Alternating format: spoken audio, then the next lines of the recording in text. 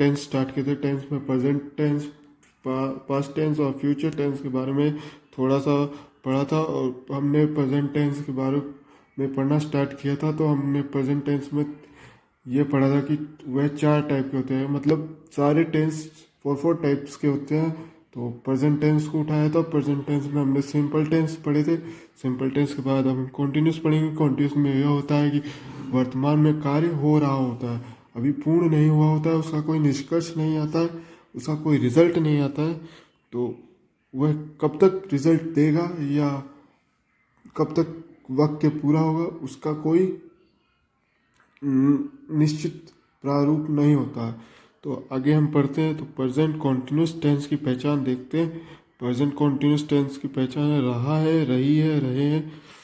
और इनके रूल देख लेते हैं। Subject plus helping verb, helping verb में इज, एम, आर, तो इस plus main verb, main verb के साथ आईएनजी आएगी हमेशा, क्योंकि मेन वर्ब कुछ भी हो, चाहे गो हो, चाहे स्लिप हो, चाहे वॉक हो, चाहे टॉक हो, इसके साथ आईएनजी लगनी जरूरी है।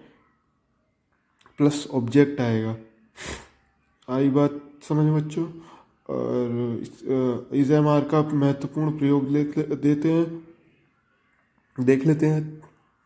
और इज, एम, आर का प्रयोग होता है ही, शी, इट, दिस, एक नाम के साथ। जैसे एक नाम राम, राम के साथ इज का प्रयोग होगा।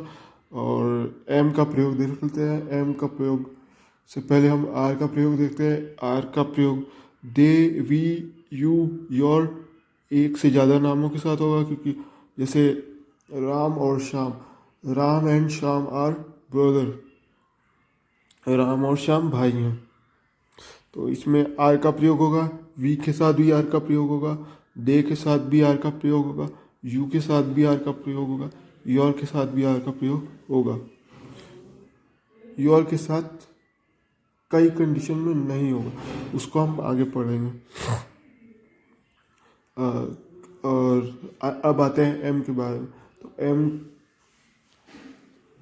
एम मतलब अपने आप को दर्शाना होता है। एम तो उसको दर्शाने के लिए किस चीज़ का प्रयोग होता है? तो इस आई का प्रयोग होता है। मैं का प्रयोग होता है। तो मैं को इंग्लिश में कहते हैं आई एम। अपने आप को दर्शाने के लिए एम का प्रयोग होता है। आगे पढ़ते हैं। इस टेंस में मेन वर्ब के साथ आईएनजी का प्रयोग होगा। मैंने जैसे कहा था कि इस कोई भी मेन वर्ब आए उसके साथ आईएनजी का प्रयोग होगा। बात ध्यान से सुनिए, क्योंकि कोई भी टेंस बनाए उसका रूल पहले लिख लें। रूल लिखेंगे तो आपको टेंस बनाने में आसानी होगी। तो टेंस देख लेते हैं। ही, मैंने टेंस लिखे हैं, उससे पहले रूल देख लेते हैं, रूल में क्या बोल रहा है। तो रूल देखते हैं। Subject plus helping verb is, am, are plus main verb. Verb के साथ फर्स्ट फॉर्म आती है कभी भी।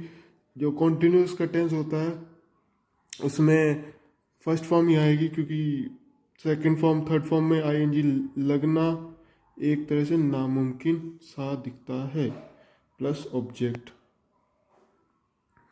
सेंटेंस, तो मैंने सेंटेंस लिखा है कुछ, तो आप देख सकते हैं। वह खाना खा रहा है, तो ही इज ईटिंग फूड।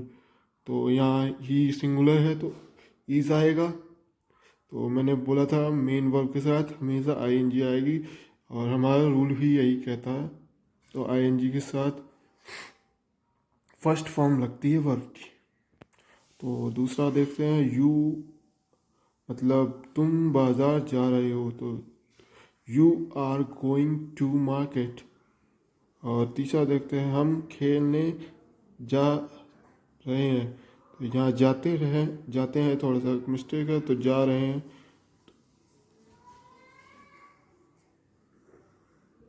तो यहाँ थोड़ा सा क्या बोलते हैं कि वाक्यों में मिस्टेक है। तो यहाँ रहे को हम थोड़ा सा ऐसे लिखेंगे कि इसको थोड़ा सा, मेरी मिस्टेक हो गई है थोड़ी सी। तो इसमें हम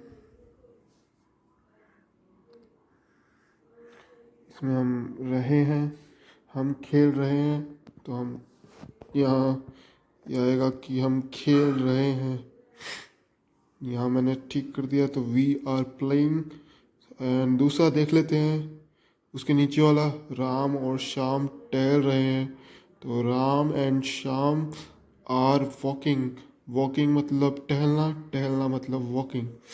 जॉगिंग भी हो सकता है, वॉकिंग भी होता है। जॉगिंग पर सुबह होती है, वॉकिंग शाम को होती है। तो श्याम और राम टहल रहे हैं। और नीचे देखते हैं, मैं गाना गा रहा हूँ। तो मैंने बताया था आई के साथ एम आता है, तो I am singing a song. A song क्यों आया है? क्योंकि गाना मतलब एक ही गा रहा होगा, चार तो गा नहीं रहा होगा, एक साथ चार गा ले, तो एक अ सॉन्ग आएगा। ये ध्यान में रखें। धन्यवाद। आगे की टेंस कल पढ़ेंगे।